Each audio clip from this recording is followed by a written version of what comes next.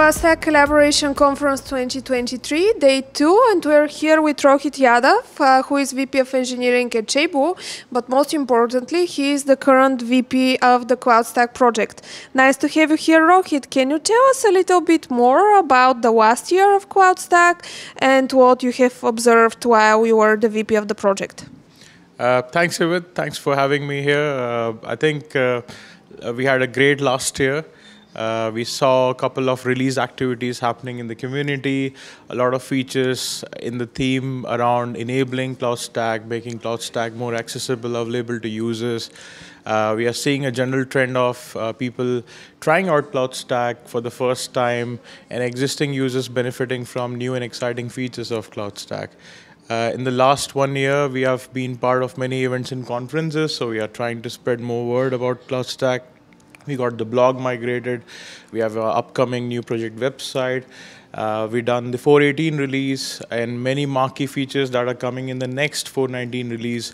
In the conference this time in Paris, we have been listening to many speakers present their new features that are coming in 4.19. Really exciting features that will benefit CloudStack users, both in terms of adopting those features and enabling themselves to run their workloads on CloudStack. So in general, a great year, and we're looking forward to the next release, that's 4.19, and then a set of new strategic roadmap features that will come into 4.20.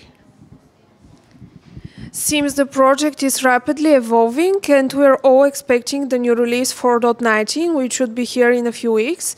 Will you share a little bit more about which are the key features and highlights which users will discover in the new upcoming release? Yeah, so there are many new and exciting features coming in 4.19. There's a big list. In fact, if people are interested, you should go and check out the what's coming in 4.19 talk by Abhishek. They might be recording. But personally, I'm looking forward to the object storage feature. It's a brand new first-class feature that will support the object storage framework for end users in CloudStack. Then we have the KVM ingestion features for users to be able to ingest an existing KVM infrastructure in CloudStack. We have a feature to migrate virtual machines from VMware to KVM. That's the other one. We have the hypervisor agnostic DRS feature that again is a marquee flagship feature that will help a lot of existing users. And I think the list goes on and on and on. So it depends, how much more time you have to go through the list. But generally speaking, we are seeing the category of features where you're enabling users to do things, whether it's migrating their workloads from VMware, from anything else to CloudStack, and features that will enable new features like object storage, so to allow existing users and new users to be able to do more things with CloudStack. I think there are two things which are quite important when you have an open source project. Firstly, that you have interesting releases with a lot of key features which can help the users, but also the community is a major part of keeping an open source project alive. What do you think for the community, and how do you find the CloudStack Collaboration Conference 2023? I think it's an excellent conference. I've personally worked with a lot of people, and one thing that keeps sort of coming up, even though it's been more than 10 years for me working in the community, is to put names to faces. You work with so many people in the community. It's really exciting to come to these conferences. For me, it's a personal privilege and a luxury to be able to meet the community, talk to them, hear about their problems, also to attend the events and interact with people. So that's the community building that I really like about the conference. I think overall we had a great 2023 conference. And as a VP of the project, can you give us, let's say, 3 ideas on how we can grow the community and how we can engage new faces to participate in events and in talks maybe? So I think we need to rethink our community practices. So this is something I've talked about in the past. What has worked for us in the last 10 years may not work moving forwards. A good example is we are seeing more active users on GitHub than on our mailing list.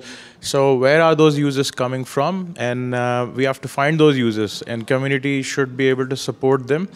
And maybe GitHub discussions can be a good feature that we should explore.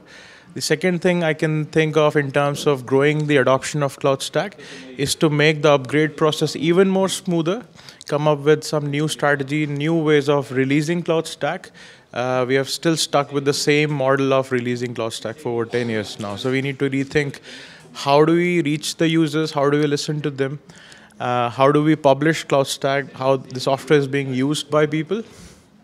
And the third thing is how accessible the documentation, the website is for users. So looking, investing time into rebranding the website, doing more marketing work like you and your team are doing it with, around events, conferences, solution briefs, getting people more involved in terms of encouraging them to come to the blog and say, hey, we are using CloudStack. This is how and what our use case is.